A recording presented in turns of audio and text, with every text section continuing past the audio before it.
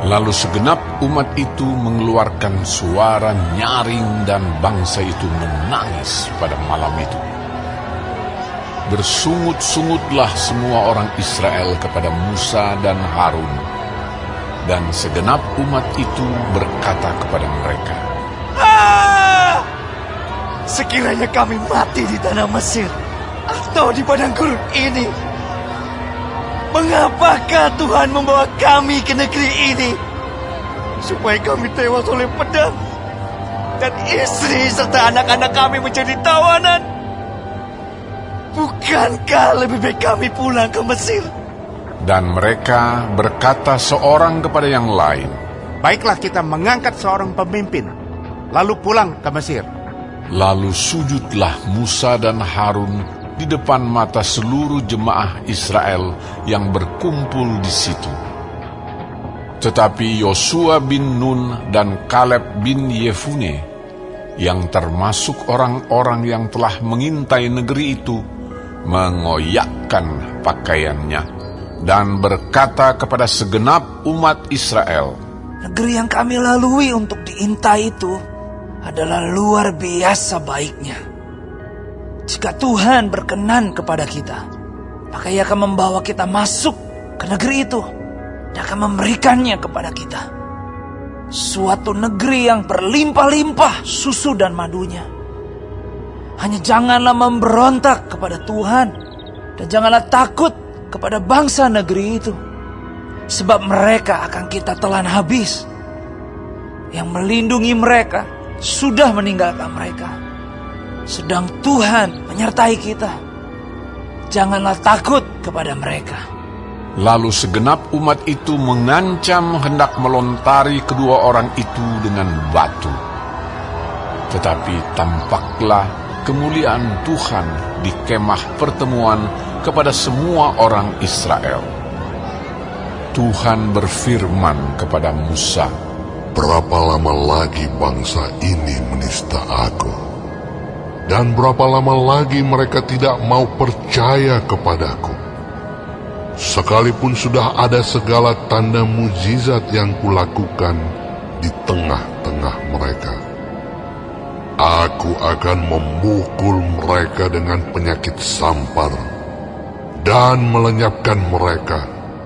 Tetapi engkau akan kubuat menjadi bangsa yang lebih besar dan lebih kuat daripada mereka.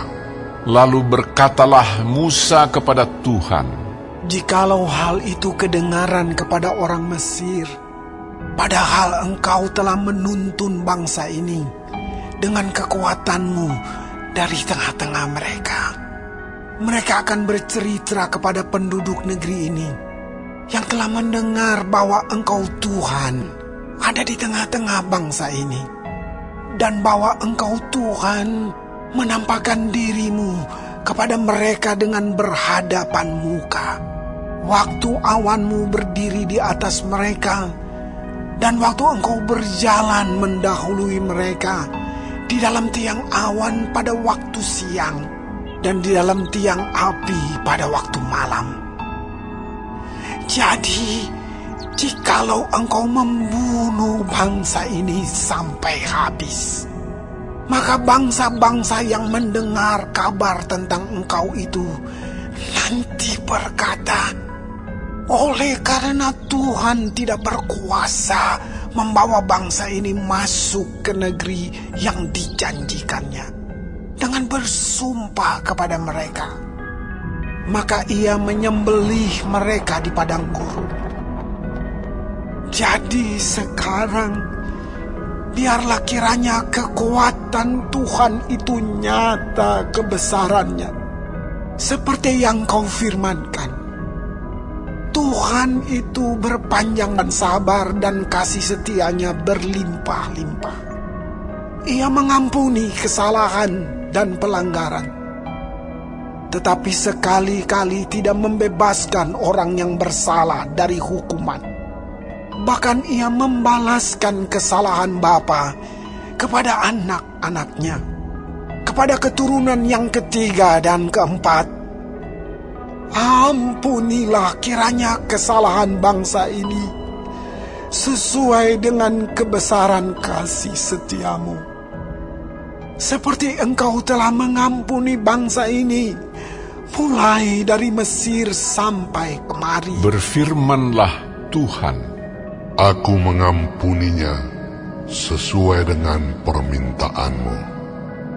Hanya demi Aku yang hidup dan kemuliaan Tuhan memenuhi seluruh bumi. Semua orang yang telah melihat kemuliaanku dan tanda-tanda mujizat yang kuperbuat di Mesir dan di padang gurun, namun telah 10 kali mencobai Aku dan tidak mau mendengarkan suaraku, pastilah tidak akan melihat negeri yang kujanjikan dengan bersumpah kepada nenek moyang mereka. Semua yang menista Aku ini tidak akan melihatnya. Tetapi hambaku Kaleb, karena lain jiwa yang ada padanya, dan ia mengikut Aku dengan sepenuhnya, akan kubawa masuk ke negeri yang telah dimasukinya itu, dan keturunannya akan memilikinya. Orang Amalek dan orang Kanaan diam di lembah.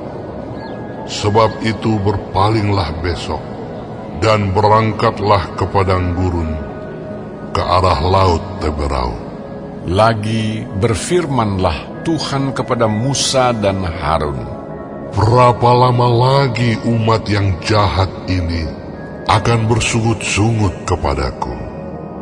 Segala sesuatu yang disungut-sungutkan orang Israel kepadaku telah kudengar. Katakanlah kepada mereka, demi Aku yang hidup, demikianlah firman Tuhan, bahwasanya seperti yang kamu katakan di hadapanku, demikianlah akan kulakukan kepadamu.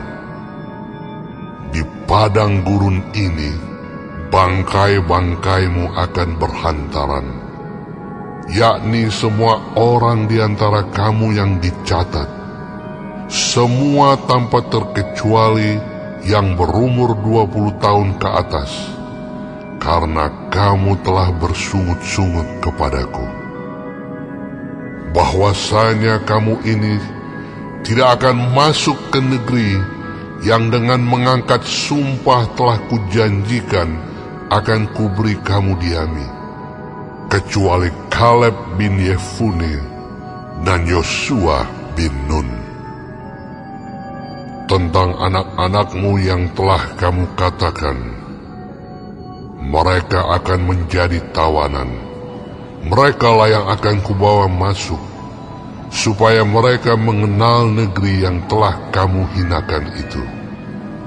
Tetapi mengenai kamu, bangkai-bangkaimu akan berhantaran di padang gurun ini, dan anak-anakmu akan mengembara sebagai penggembala di padang gurun 40 tahun lamanya, dan akan menanggung akibat ketidaksetiaan sampai bangkai-bangkaimu habis di padang gurun. Sesuai dengan jumlah hari yang kamu mengintai negeri itu, yakni 40 hari. 1 hari dihitung 1 tahun, jadi 40 tahun lamanya kamu harus menanggung akibat kesalahanmu, supaya kamu tahu rasanya jika Aku berbalik daripadamu. Aku Tuhan yang berkata demikian. Sesungguhnya Aku akan melakukan semuanya itu kepada segenap umat yang jahat ini, yang telah bersepakat melawan Aku. Di padang gurun ini mereka akan habis, dan disinilah mereka akan mati. Adapun orang-orang yang telah disuruh Musa untuk mengintai negeri itu, yang sudah pulang dan menyebabkan segenap umat itu bersungut-sungut kepada Musa dengan menyampaikan kabar busuk tentang negeri itu, orang-orang itu mati kena tulah di hadapan Tuhan. Tetapi yang tinggal hidup dari orang-orang yang telah pergi mengintai negeri itu hanyalah Yosua bin Nun dan Kaleb bin Yefune. Setelah Musa menyampaikan perkataan ini kepada semua orang Israel, maka berkabunglah bangsa itu dengan sangat. Dan keesokan harinya, bangunlah mereka pagi-pagi hendak naik ke puncak gunung sambil berkata, Sekarang kita hendak maju ke negeri yang difirmankan Tuhan itu. Memang kita telah berbuat dosa.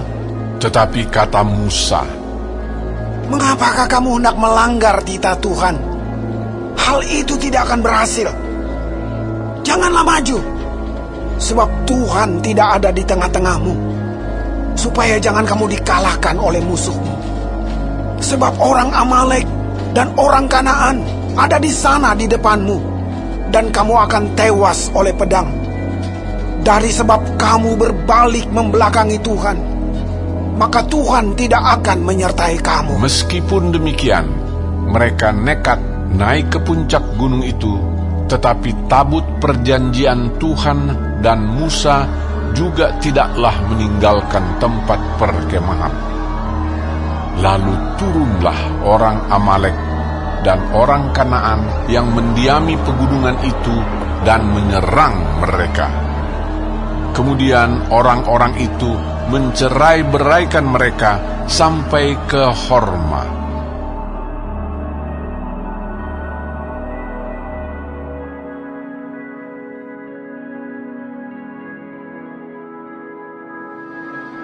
Tuhan berfirman kepada Musa, Berbicaralah kepada orang Israel, dan katakanlah kepada mereka, apabila kamu masuk ke negeri yang akan kuberikan kepadamu menjadi tempat kediamanmu, dan kamu hendak mempersembahkan korban api-apian bagi Tuhan, dari lembu sapi atau kambing domba, baik korban bakaran atau korban sembelihan, baik untuk membayar suatu nazar khusus, atau sebagai persembahan sukarela, atau pada waktu perayaan-perayaanmu, dan dengan demikian menyediakan bau yang menyenangkan bagi Tuhan, maka orang yang mempersembahkan persembahannya itu kepada Tuhan haruslah mempersembahkan sebagai korban sajian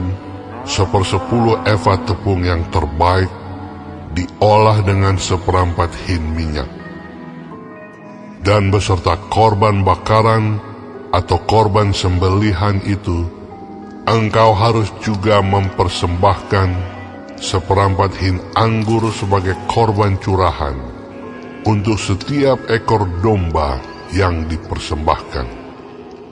Tetapi jikalau persembahanmu itu seekor domba jantan, engkau harus mempersembahkan sebagai korban sajian 2/10 eva tepung yang terbaik, diolah dengan 1/3 hin minyak, dan sebagai korban curahan haruslah kau persembahkan 1/3 hin anggur menjadi bau yang menyenangkan bagi Tuhan. Dan apabila engkau mengolah seekor lembu sebagai korban bakaran atau sebagai korban sembelihan, baik untuk membayar suatu nazar khusus maupun sebagai korban keselamatan bagi Tuhan, maka beserta lembu itu haruslah dipersembahkan sebagai korban sajian 3/10 eva tepung yang terbaik, diolah dengan 1/2 hin minyak, dan sebagai korban curahan haruslah kau persembahkan 1/2 hin anggur. Itulah korban api-apian yang baunya menyenangkan bagi Tuhan. Demikianlah harus diperbuat untuk setiap ekor lembu, dan untuk setiap ekor domba jantan, dan untuk setiap ekor domba atau kambing. Berapapun jumlah hewan yang kamu olah, untuk setiap hewan itu harus kamu perbuat demikian juga. Setiap orang Israel asli haruslah berbuat demikian apabila ia mempersembahkan korban api-apian yang baunya menyenangkan bagi Tuhan. Dan apabila seorang asing telah menetap padamu, atau seorang lain yang tinggal di antara kamu, atau di antara keturunanmu kelak, hendak mempersembahkan korban api-apian yang baunya menyenangkan bagi Tuhan, maka seperti yang kamu perbuat, demikianlah harus diperbuatnya. Mengenai jemaah itu, haruslah ada satu ketetapan bagi kamu dan bagi orang asing yang tinggal padamu. Itulah suatu ketetapan untuk selama-lamanya bagi kamu turun-temurun. Kamu dan orang asing haruslah sama di hadapan Tuhan. Satu hukum dan satu peraturan berlaku bagi kamu dan bagi orang asing yang tinggal padamu.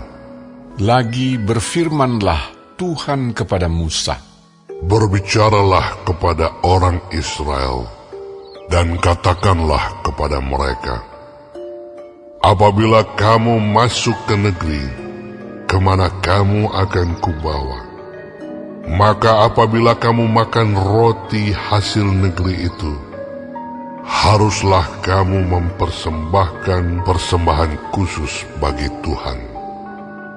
Tepung jelaimu yang mula-mula haruslah kamu persembahkan sebagai persembahan khusus berupa roti bundar, sama seperti persembahan khusus dari hasil tempat pengirikanmu. Demikianlah harus kamu mempersembahkannya. Dari tepung jelaimu yang mula-mula haruslah kamu menyerahkan persembahan khusus kepada Tuhan turun-temurun. Apabila kamu dengan tidak sengaja melalaikan salah satu dari segala perintah ini yang telah difirmankan Tuhan kepada Musa, yakni dari segala yang diperintahkan Tuhan kepadamu dengan perantaraan Musa, mulai dari hari Tuhan memberikan perintah-perintahnya dan seterusnya turun-temurun, dan apabila hal itu diperbuat di luar pengetahuan umat ini, tidak dengan sengaja, maka haruslah segenap umat mengolah seekor lembu jantan muda sebagai korban bakaran, menjadi bau yang menyenangkan bagi Tuhan, serta dengan korban sajiannya dan korban curahannya sesuai dengan peraturan. Juga seekor kambing jantan sebagai korban penghapus dosa. Maka haruslah imam mengadakan pendamaian bagi segenap umat Israel, sehingga mereka beroleh pengampunan, sebab hal itu terjadi tidak dengan sengaja. Dan karena mereka telah membawa persembahan-persembahan mereka sebagai korban api-apian bagi Tuhan, juga korban penghapus dosa mereka di hadapan Tuhan, karena hal yang tidak disengaja itu, segenap umat Israel akan beroleh pengampunan. Juga orang asing yang tinggal di tengah-tengahmu, karena hal itu dilakukan oleh seluruh bangsa itu dengan tidak sengaja. Apabila satu orang saja berbuat dosa dengan tidak sengaja, maka haruslah ia mempersembahkan kambing betina berumur setahun sebagai korban penghapus dosa. Dan imam haruslah mengadakan pendamaian di hadapan Tuhan bagi orang yang dengan tidak sengaja berbuat dosa itu. sehingga orang itu beroleh pengampunan karena telah diadakan pendamaian baginya. Baik bagi orang Israel asli maupun bagi orang asing yang tinggal di tengah-tengah kamu, satu hukum saja berlaku bagi mereka berkenaan dengan orang yang berbuat dosa dengan tidak sengaja. Tetapi orang yang berbuat sesuatu dengan sengaja, baik orang Israel asli, baik orang asing, orang itu menjadi penista Tuhan. Ia harus dilenyapkan dari tengah-tengah bangsanya. Sebab ia telah memandang hina terhadap firman Tuhan dan merombak perintahnya. Pastilah orang itu dilenyapkan, kesalahannya akan tertimpa atasnya. Ketika orang Israel ada di padang gurun, didapati merekalah seorang yang mengumpulkan kayu api pada hari Sabat. Lalu orang-orang yang mendapati dia sedang mengumpulkan kayu api itu menghadapkan dia kepada Musa dan Harun dan segenap umat itu. Orang itu dimasukkan dalam tahanan oleh karena belum ditentukan apa yang harus dilakukan kepadanya. Lalu berfirmanlah Tuhan kepada Musa, Orang itu pastilah dihukum mati. Segenap umat Israel harus melontari dia dengan batu di luar tempat perkemahan. Lalu segenap umat menggiring dia keluar tempat perkemahan. Kemudian dia dilontari dengan batu sehingga ia mati, seperti yang difirmankan Tuhan kepada Musa.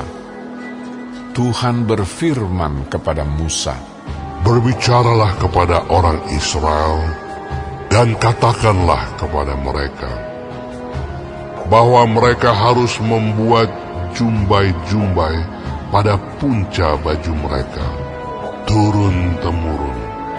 Dan dalam jumbai-jumbai punca itu haruslah dibubuh benang ungu kebiru-biruan. Maka jumbai itu akan mengingatkan kamu apabila kamu melihatnya kepada segala perintah Tuhan, sehingga kamu melakukannya dan tidak lagi menuruti hatimu atau matamu sendiri, seperti biasa kamu perbuat dalam ketidaksetiaanmu terhadap Tuhan. Maksudnya supaya kamu mengingat dan melakukan segala perintahku dan menjadi kudus bagi Allahmu. Akulah Tuhan Allahmu yang telah membawa kamu keluar dari tanah Mesir, supaya aku menjadi Allah bagimu. Akulah Tuhan Allahmu.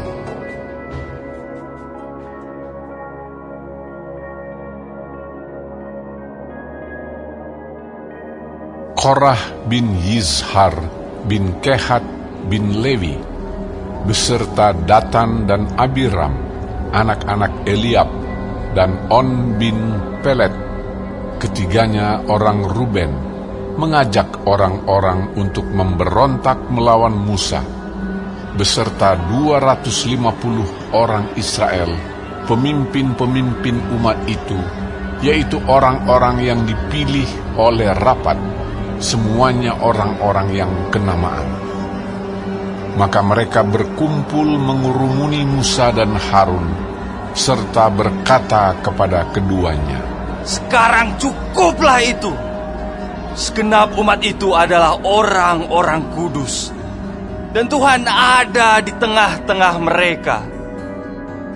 Mengapakah kamu meninggi-ninggikan diri di atas jemaah Tuhan?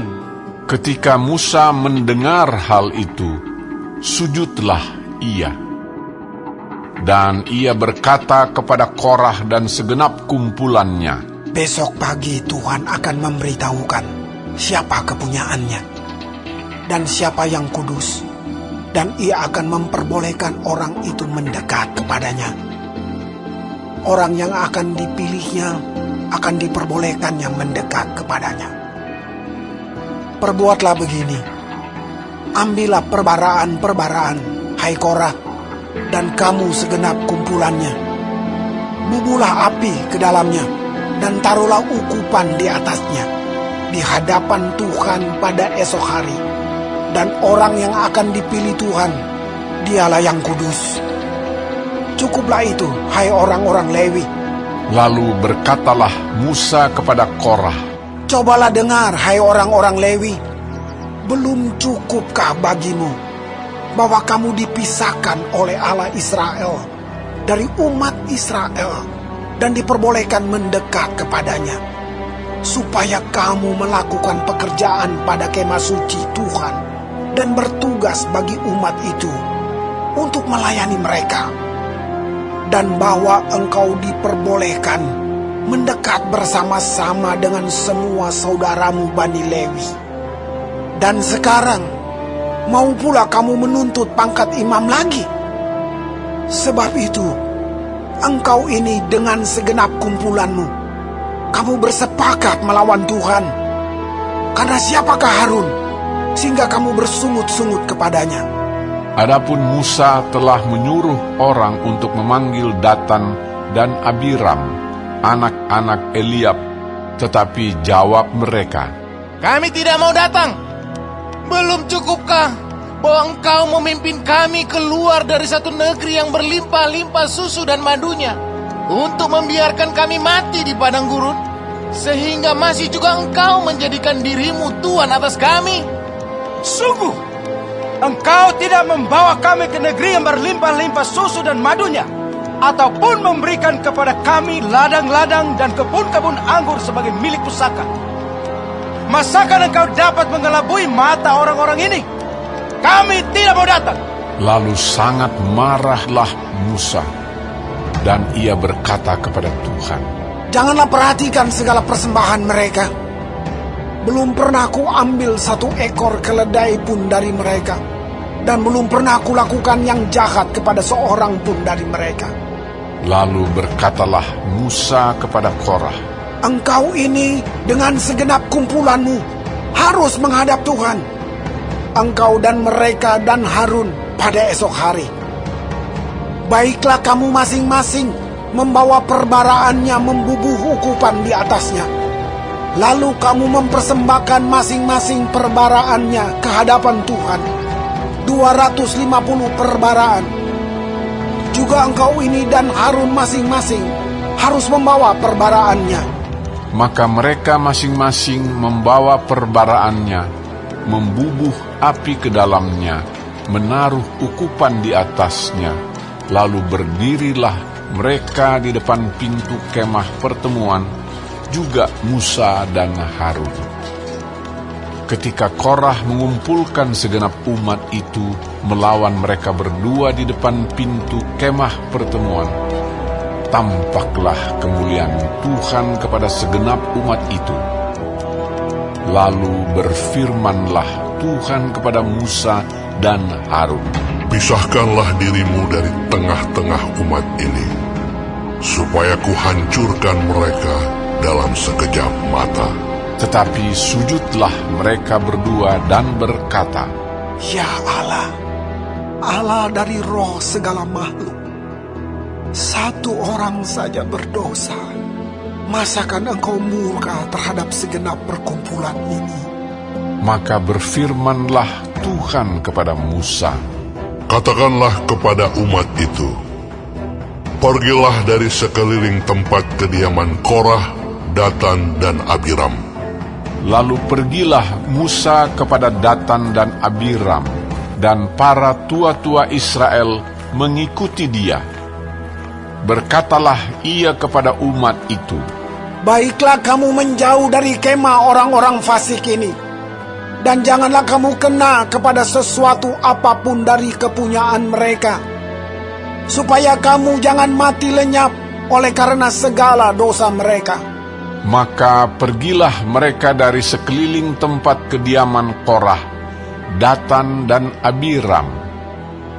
Keluarlah Datan dan Abiram lalu berdiri di depan pintu kemah mereka bersama-sama dengan istrinya, para anaknya, dan anak-anak yang kecil. Sesudah itu berkatalah Musa, Dari hal inilah kamu akan tahu bahwa aku diutus Tuhan untuk melakukan segala perbuatan ini, dan hal itu bukanlah dari hatiku sendiri. Jika orang-orang ini nanti mati seperti matinya setiap manusia, dan mereka mengalami yang dialami setiap manusia, maka aku tidak diutus Tuhan. Tetapi jika Tuhan akan menjadikan sesuatu yang belum pernah terjadi, dan tanah mengangakkan mulutnya dan menelan mereka beserta segala kepunyaan mereka, sehingga mereka hidup-hidup turun ke dunia orang mati, maka kamu akan tahu bahwa orang-orang ini telah menista Tuhan. baru saja ia selesai mengucapkan segala perkataan itu, maka terbelahlah tanah yang di bawah mereka, dan bumi membuka mulutnya dan menelan mereka dengan seisi rumahnya, dan dengan semua orang yang ada pada Korah, dan dengan segala harta milik mereka. Demikianlah mereka dengan semua orang yang ada pada mereka turun hidup-hidup ke dunia orang mati, dan bumi menutupi mereka, sehingga mereka binasa dari tengah-tengah jemaah itu. Dan semua orang Israel yang di sekeliling mereka berlarian mendengar teriak mereka, sebab kata mereka, Jangan-jangan bumi menelan kita juga. lagi keluarlah api berasal daripada Tuhan, lalu memakan habis ke-250 orang yang mempersembahkan ukupan itu. Tuhan berfirman kepada Musa, Katakanlah kepada Eleazar, anak Imam Harun, supaya ia mengangkat perbaraan-perbaraan dari antara kebakaran itu. Lalu hamburkanlah api itu jauh-jauh, karena semuanya itu kudus, yakni perbaraan orang-orang berdosa yang telah membayarkan nyawanya. Kemudian semuanya itu harus ditempa tipis-tipis menjadi salut mezbah, sebab telah dibawa ke hadapan Tuhan oleh orang-orang itu, jadi semuanya itu kudus. Dengan demikian, hal itu menjadi tanda bagi orang Israel. Maka Imam Eleazar mengambil perbaraan-perbaraan tembaga yang telah dibawa oleh orang-orang yang terbakar itu, lalu ditempa menjadi salut mezbah. Itu menjadi suatu peringatan bagi orang Israel, supaya jangan tampil orang awam yang bukan dari keturunan Harun untuk membakar ukupan di hadapan Tuhan, dan jangan ia menjadi seperti Korah dan kumpulannya, seperti yang difirmankan Tuhan kepadanya dengan perantaraan Musa. Tapi pada keesokan harinya bersungut-sungutlah segenap umat Israel kepada Musa dan Harun, kata mereka, Kamu telah membunuh umat Tuhan. Ketika umat itu berkumpul melawan Musa dan Harun, dan mereka memalingkan mukanya ke arah kemah pertemuan, maka kelihatanlah awan itu menutupinya, dan tampaklah kemuliaan Tuhan. Lalu pergilah Musa dan Harun ke depan kemah pertemuan. Maka berfirmanlah Tuhan kepada Musa, Pergilah dari tengah-tengah umat ini, supaya kuhancurkan mereka dalam sekejap mata. Lalu sujudlah mereka.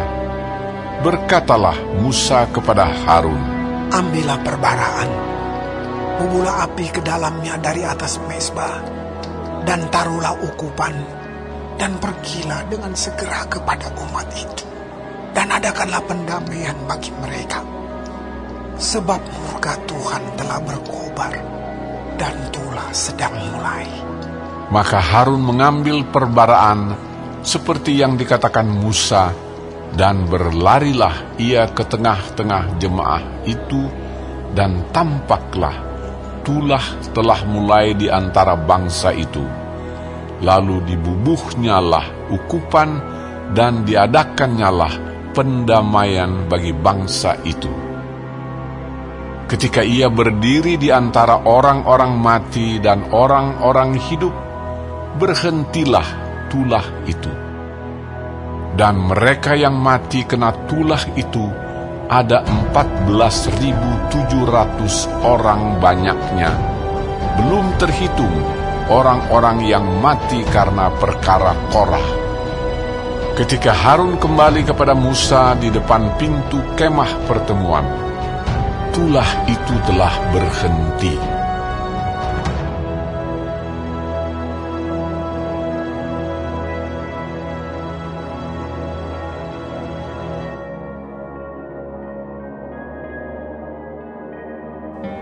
Kemudian Yesus masuk lagi ke rumah ibadat.